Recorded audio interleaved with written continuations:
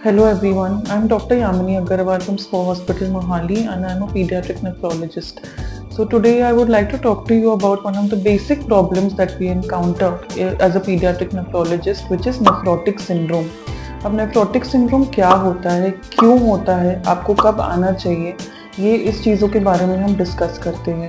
इसके लिए हमें एक बेसिक किडनी का मैकेनिज्म समझना होता है। अब किडनी में एक फिल्टर मैकेनिज्म होता है जिसको हम ग्लोमेरुलस बोलते हैं। अब ये ग्लोमेरुलस क्या करता है, हमारे इम्प्योर मटेरियल्स को हमारे ब्लड और यूरिन से निकालता है और प्योर मटेरियल्स को वो रिटेन कर लेता है। अब ये छन्नी जैसी होती है।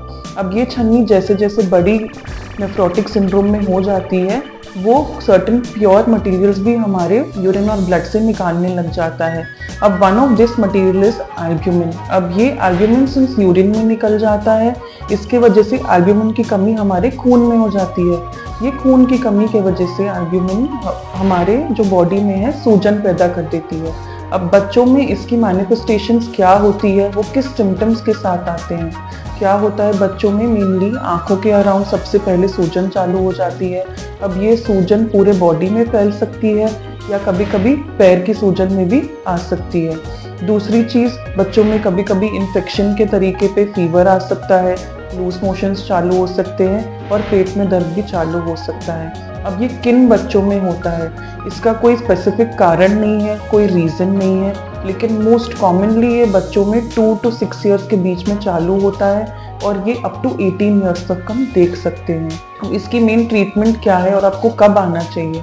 आपको जब भी लगे कि बच्चे की बॉडी में कोई भी अबनॉर्मल जैसी सूजन आपको लग रही है, जैसे मैंने आपको बताया, या जो भी सिम्टम्स जो आ रहे हैं नेफ्रोटिक सिंड्रोम के, आपको इमीडिएटली एक पीडियाट्रिक नेफ्रोलॉजिस्ट के पास विजिट करना चाहिए।